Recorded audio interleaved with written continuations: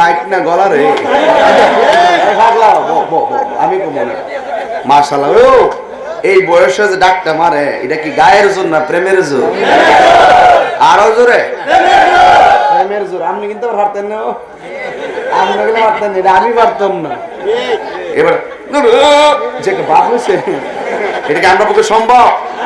তাহলে এই কণ্ঠ দেওয়ার মালিক কে গোলাপ ফুলে যাহা আছে বেলি ফুলে